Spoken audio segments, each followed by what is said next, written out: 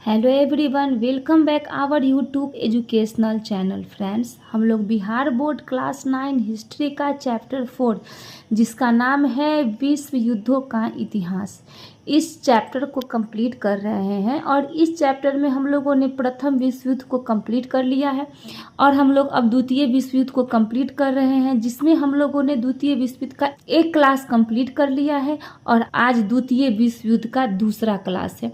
पहले क्लास में हम लोगों ने द्वितीय विश्व युद्ध के होने वाले जो कारण थे, पहले क्लास में हम लोगों ने द्वितीय विश्व युद्ध के कारण को जानने का प्रयास किया, जिसमें हम लोगों ने 3 कारण को पूरे टॉपिक के साथ कंप्लीट किया है। आज जो बचे हुए कारण हैं, जिसमें हथियारबंदी, राष्ट्रसंघ की असफलता, विश्वव्यापी आर्थिक मंदी, हिटलर एवं मुसोलिनी, तुष्टीकरण की नीति, इन सभी टॉपिक को हम लोग इस वीडियो में कंप्लीट करेंगे। और 3 जो टॉपिक है इसको हम लोग पिछले क्लास में कंप्लीट कर चुके हैं। तो चलिए स्टार्ट करते हैं।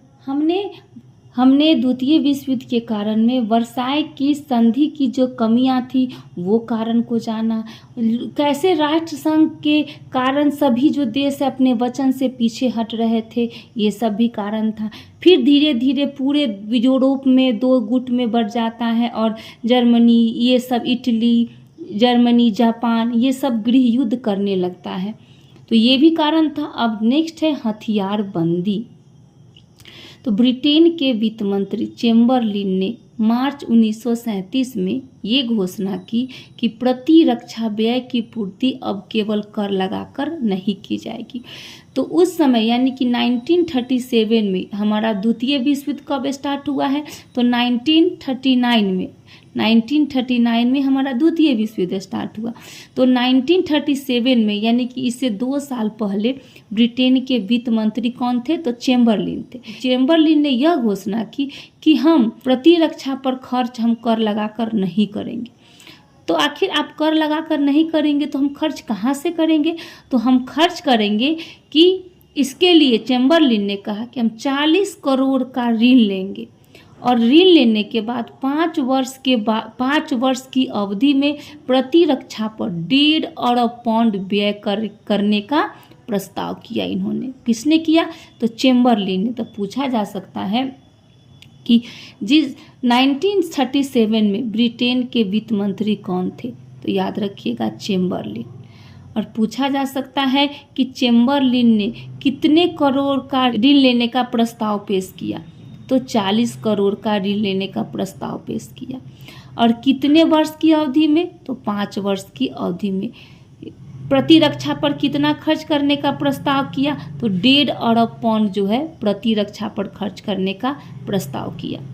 प्रधानमंत्री बाल्डविन ने इन प्रस्तावों का समर्थन यह कहकर कर दिया कि इनका उद्देश्य आक्रमण को रोकना है। आपको याद होगा कि जब प्रथम विश्व युद्ध के समय जब राष्ट्रसंघ की स्थापना हुई थी, उस समय सभी देशों को प्रतिरक्षा पर व्यय करने के लिए मना कर दिया गया था। लेकिन यहाँ पे प्रतिरक्षा पर व्यय करने के लिए जो है चेम्बरलिन यानी कि ब्रिटेन के प्रधानमंत्री 40 करोड़ रुपए का ऋण ले रहे हैं। और जब चेम्बरलिन ने कहा कि हम ऋण इसलिए ले रहे हैं क्योंकि मेरा उद्देश्य किसी को नुकसान पहुंचाना नहीं है, मेरा उद्देश्य बस इतना है कि जब दूसरा देश हम पर आक्रमण करेगा उससे हम आक्रमण को अपने आप को बचाएंगे। बस मेरा यही उद्देश्य है, यही कारण है कि हम प्रतिरक्षा पर खर्च करने से, ठीक है, यही कारण है कि हम प्रतिरक्षा पर खर्च कर रहे हैं। समझ में आया ये बात। प्रत्येक देश का रक्षा बजट क्या है, बढ़ रहा था। नए नए हथियारों से प्रत्येक राष्ट्र अपनी सेना को सुसज्जित कर रहे थे। देखिए कि किस प्रकार राष्ट्र संघ की बातों का उल्लंघन किया जा रहा है। यहाँ पे सभी देश नए नए हथियार से अपने राष्ट्र को सुशोभित कर रहे थे, यानी कि हथियार जो है सभी देशों में आना शुरू हो गया था। रक्षा के प्रति ये लोग खर्च करना शुरू कर दिए थे। नौसेना और वायुसेना पर जोर दिया जाने लगा था। तो आपको समझ में आ गया होगा कि किस प्रकार हथियारबंदी भी द्वितीय विश्व युद्ध के कारण का जिम्मेदार रही है। आगे है राष्ट्र संघ की असफलता। आपको मैं अभी थोड़ा देर पहले भी बताई हूँ और आपको याद भी होगा, अगर मेरा इस चैप्टर का आप विश्व युद्ध का आप टोटल टॉपिक आप पढ़े होंगे, क्योंकि इस प्रथम विश्व युद्ध का लगभग 5 या 6 टॉपिक बना हुआ है और ये द्वितीय विश्व युद्ध का आज का दूसरा वीडियो है। तो राष्ट्र संघ छोटे छोटे राज्यों के मामले को आसानी से सुलझा लेती थी, लेकिन बड़े राष्ट्रों के मामले में वह अक्षम रहती थी। कौन? राष्ट्र संघ। आपको याद होगा कि राष्ट्र संघ की स्थापना का उद्देश्य क्या था। यहाँ देखिए, मैं प्रथम विश्व युद्ध में ही आपको ये पढ़ा चुकी हूँ कि राष्ट्र संघ की स्थापना का उद्देश्य था कि दोनों देशों के बीच जितने भी देश हैं जो राष्ट्र संघ का सदस्य होता है उन सभी सदस्यों के बीच शांति और सुरक्षा बनाना, अंतर्राष्ट्रीय झगड़े को शांतिपूर्वक निपटारा करना, यानी कि सभी देशों में जो झगड़े हो रहे हैं उन झगड़ों को शांतिपूर्ण निपटारा करवाना, और सदस्य देशों को, यानी कि जो राष्ट्र संघ के सदस्य हैं, जो भी राष्ट्र संघ के सदस्य देश हैं, उनको युद्ध का सहारा न लेने के लिए बाध्य करना। यही राष्ट्र संघ का उद्देश्य था। लेकिन अब राष्ट्र संघ क्या कर रहा है? तो राष्ट्र संघ अपने उद्देश्यों की पूर्ति नहीं कर पा रहा है। क्यों नहीं कर पा रहा है? क्योंकि जो भी छोटे छोटे राष्ट्र संघ के राज्य थे उनके मामले तो वो आसानी से राष्ट्र संघ सुलझा लेता था, लेकिन जो बड़े राष्ट्र से जैसे अमेरिका ये सब था वो राष्ट्रों के मामले सुलझा नहीं पाते थे। इस कार्य के लिए समर्थ और शक्तिशाली राज्यों का भी सहयोग नहीं मिला, यानी कि राष्ट्र संघ का सहयोग जो समर्थ देश थे, जो शक्तिशाली देश थे, वो भी राष्ट्र संघ का मदद नहीं की। हर निर्णायक कार्रवाई की घड़ी में शक्तिशाली राष्ट्रों ने अपने निहित स्वार्थ में, यहाँ पे देखिए, यहाँ पे निहित स्वार्थ में हाथ खड़ा कर लिए। जैसे में अमेरिका, ये क्या था? एक शक्तिशाली राष्ट्र था अमेरिका, लेकिन अमेरिका जब भी निर्णायक घड़ी आती थी उस समय अमेरिका जो है अपने निहित स्वार्थ के कारण अपना हाथ को पीछे कर लेती थी और राष्ट्र संघ की मदद नहीं करती थी। तो यही कारण था कि राष्ट्र संघ क्या हो गया? असफल हो गया। और राष्ट्र संघ की असफलता भी द्वितीय विश्व युद्ध का एक महत्वपूर्ण कारण है। आगे है विश्वव्यापी आर्थिक मंदी। ये सब हो ही रहा था, लेकिन उसी समय पूरे विश्व में आर्थिक मंदी छा जाती है। आपको याद होगा कि 1929 से 30 में विश्वव्यापी आर्थिक मंदी ने सभी देशों में अलग अलग तरीकों से अपना प्रभाव डाला था। सभी देशों में प्रभाव पड़ा था मंदी का। 1931 में यह चरम सीमा पर पहुंच गया, यानी कि 1931 में आर्थिक मंदी बहुत ही ज़्यादा हो गई। 1929 के शरद काल में अमेरिका से यूरोप को ऋण मिलना बंद हो गया और विश्व में क्रय शक्ति का ह्रास होने लगा, यानी कि ह्रास का मतलब होता है कमी। क्यों कमी होने लगी? क्योंकि जब 1929 में अमेरिका से यूरोप को ऋण मिलता था और यूरोप को ऋण मिलना बंद हो गया, और जैसे ही अमेरिका से यूरोप को ऋण मिलना बंद हो गया, सारे विश्व में खरीदने की शक्ति जो है वो कम हो गई, जिसके कारण कीमतों में व्यापक और अनिष्टकारी गिरावट आ गई। तो अगर पूरे विश्व में क्रय शक्ति का जब ह्रास होने लगेगा, लोग सामान खरीदेगा ही नहीं, तो सारे सामान तो बर्बाद होने लगेंगे। तो लोग क्या करेगा? अपनी कीमतों को कम कर देगा। तो कीमतों में गिरावट आने लगी, और जैसे ही कीमतों में गिरावट आई, सभी लोगों को भारी नुकसान होने लगा। यही कारण था कि पूरे विश्व में आर्थिक मंदी धीरे धीरे छाने लगी थी। तो विश्वव्यापी आर्थिक मंदी भी द्वितीय विश्व युद्ध का एक महत्वपूर्ण कारण है। आगे है नवीन विचारधाराओं का उदय। उन नवीन विचारधाराओं में कौन आते हैं? तो हिटलर और मुसोलिनी। ये दो नवीन विचारधाराओं का उदय हो रहा है। हिटलर जो था वो जर्मनी का था और मुसोलिनी कहाँ का था? तो मुसोलिनी इटली का था। मुसोलिनी ने इटली में फांसीवाद का उदय करता है और हिटलर जर्मनी में नाजीवाद का उदय करता है। ठीक है, तो हम लोग पढ़ेंगे। प्रथम विश्व युद्ध के बाद यूरोप में नाजीवाद और फांसीवाद का उदय होता है।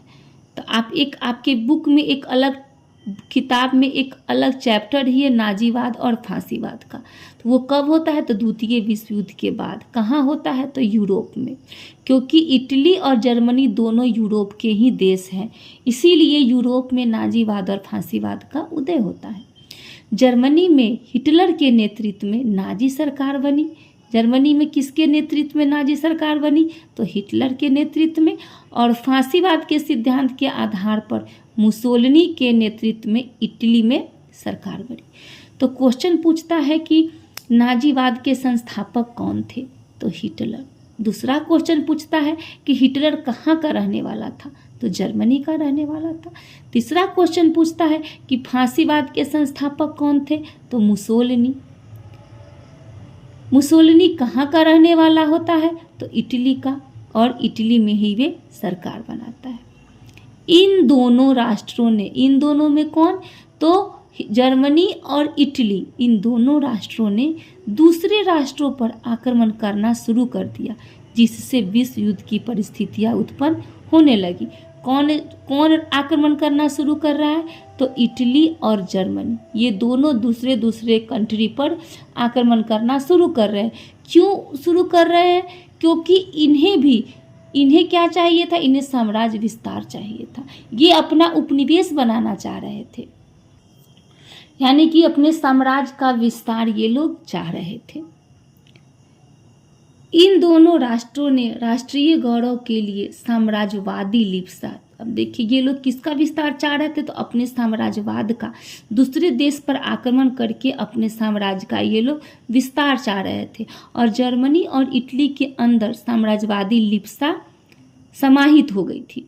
यही कारण है कि ये दोनों क्या कर रहे थे? दूसरे देश पर आक्रमण कर रहे थे। जापान, जर्मनी और इटली अपने साम्राज्य का विस्तार कर अपनी आर्थिक परेशानियों को दूर करना चाहता था, यानी कि जर्मनी, इटली और जापान की जो भी आर्थिक परेशानियां थी वो सब दूसरे देश पर आक्रमण करके उन आर्थिक परेशानियों को ये लोग दूर करना चाहते थे। 1931 ईस्वी में जापान ने अपना उपनिवेश बढ़ाने के उद्देश्य से चीन पर आक्रमण कर दिया, और उसने चीन पर आक्रमण करने के बाद में मंचूरिया पर कब्जा कर लिया। किसने मंचूरिया पर कब्जा कर लिया? तो जापान ने किस पर आक्रमण किया था? तो चीन का जो क्षेत्र था मंचूरिया, उसी मंचूरिया को जापान जीत जाता है। कब जीतता है? तो 1931 में। ठीक है, तो क्वेश्चन पूछा जा सकता है कि जापान ने 1931 में चीन के किस क्षेत्र को जीता था? तो मंचूरिया क्षेत्र को जीता था। जापान, जर्मनी एवं इटली का सहयोगी बनकर द्वितीय विश्व युद्ध में बर्मा को जीतता हुआ भारत भी आक्रमण करने की योजना बनाने लगा। भारत पर भी आक्रमण करने की योजना बनाने लगा। अब जापान क्या कर रहा है? अब जापान जर्मनी और इटली का सहयोगी बन रहा है, और जैसे ही जापान जर्मनी और इटली का सहयोगी बना, उसने बर्मा को जीत लिया। बर्मा हमारे भारत के बगल में है, तो बर्मा को जीतता है, और बर्मा को जीतने के बाद जापान भारत पर भी आक्रमण करने की योजना बनाता है। यानी कि द्वितीय विश्व युद्ध में जापान किसको जीतता है? तो बर्मा को। किसके सहयोगी बनकर? तो जर्मनी और इटली का ये जापान सहयोगी बन जाता है। तो हिटलर और मुसोलिनी का जो नई विचारधारा थी, ये भी कहीं ना कहीं द्वितीय विश्व युद्ध का ये कारण था। नेक्स्ट है तुष्टीकरण की नीति। तो तुष्टीकरण की नीति भी द्वितीय विश्व युद्ध का महत्वपूर्ण कारण है। तुष्टीकरण की नीति का मतलब होता है कि कोई भी देश अपने विरोधी को दबाने के लिए अपने ही दुश्मन को सहायता देने लगता है। जैसे में कि पश्चिमी पूंजीवादी देश साम्यवादी रूस को नफरत की दृष्टि से देखते थे। पश्चिमी पूंजीवादी देश में किसका नाम लिया जा रहा है? अमेरिका का।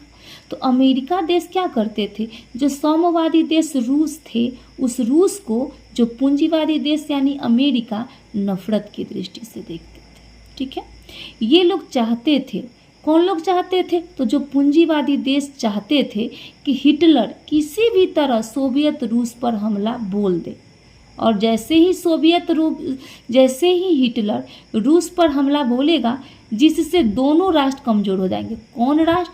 तो रूस भी कमज़ोर हो जाएगा हमला बोलने से, और हिटलर यानी कि जर्मनी भी कमज़ोर हो जाएगा। जब जर्मनी और रूस दोनों जैसे ही कमज़ोर हो जाएगा, ये क्या करेगा, जो पूंजीवादी देश है ये दोनों के बीच हस्तक्षेप करके दोनों की शक्ति को बर्बाद कर देगा। आपको याद होगा कि कूटनीति का जन्मदाता बिस्मार्क को माना जाता है। बिस्मार्क भी क्या करता है, कूटनीति का ही पालन करता है। ठीक वैसे ही जो पूंजीवादी देश थे जिनके पास में ज़्यादा पूंजी था, वो सभी क्या कर रहे थे, तुष्टीकरण की नीति का पालन कर रहे थे, यानी कि एक दूसरे को लड़ा के और उस पर क्या करना चाहते थे, अपना साम्राज्य स्थापित करना चाहते थे। समझ में आ गया होगा कि तुष्टीकरण की नीति क्या थी। यही कारण है कि पश्चिम के राष्ट्र हिटलर की मांगों को स्वीकार करते थे।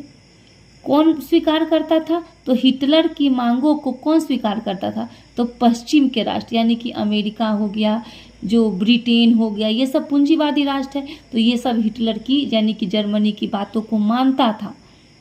क्यों मानता था, कि हिटलर क्या करे, सोवियत रूस पर हमला बोल दे। नेक्स्ट है कि हिटलर सुडेटनलैंड पर अधिकार करना चाहता था, और हिटलर क्या चाहता था, सुडेटनलैंड पर अधिकार करना चाहता था।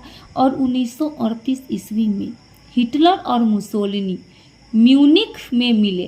कहाँ मिले, तो म्यूनिख में मिले, जहां इंग्लैंड और फ्रांस ने हिटलर के सुडेटनलैंड पर अधिकार को मान्यता दे दी। ठीक है, कौन दे दिया, तो ये क्वेश्चन पूछा जाता है कि 1938 ईस्वी में हिटलर और मुसोलिनी कहाँ मिले थे, तो म्यूनिख में मिले थे। ठीक है, और इसी म्यूनिख में मिलने के बाद इंग्लैंड और फ्रांस दोनों क्या किए हैं, हिटलर को जो सुडेटनलैंड पर जो हिटलर अधिकार किया था उसको इंग्लैंड और फ्रांस स्वीकृत दे देते हैं। फिर 1939 में हिटलर ने पूरे चेकोस्लोवाकिया पर अधिकार कर लिया। कब अधिकार किया, तो पूरे चेकोस्लोवाकिया पर हिटलर जो था 1939 में अधिकार कर लिया। और हिटलर ने पोलैंड से डेजिंग बंदरगाह और पोलिस गलियारे की मांग की। कौन पोलिस गलियारे का मांग किया, तो हिटलर पोलैंड से मांगा कि हमें डेजिंग बंदरगाह और पोलिस गलियारा दे दो, लेकिन पोलैंड तैयार नहीं हुआ। पोलैंड ने हिटलर को देने से इनकार कर दिया, यानी कि जर्मनी को देने से इनकार कर दिया। फिर जर्मनी ने पोलैंड पर आक्रमण करके द्वितीय विश्व युद्ध की शुरुआत कर दी। इसके बाद जो है ये टॉपिक यहीं पे समाप्त होता है। आपने देखा कि किस प्रकार तुष्टीकरण की नीति भी कहीं न कहीं द्वितीय विश्व युद्ध के कारण में एक महत्वपूर्ण भूमिका निभाती है। अब उसके बाद में हम लोग देखेंगे कि द्वितीय विश्व युद्ध का आरंभ कैसे हुआ, इसकी घटनाक्रम कैसे हुई। इन सभी टॉपिक को हम लोग नेक्स्ट वीडियो में कंप्लीट करेंगे। अगर आप लोगों को मेरा वीडियो अच्छा लगे तो मेरे वीडियो को लाइक करें, शेयर करें तथा मेरे चैनल को सब्सक्राइब करें। तो बने रहिए हमारे साथ, मिलते हैं नेक्स्ट वीडियो में नेक्स्ट टॉपिक के साथ। धन्यवाद।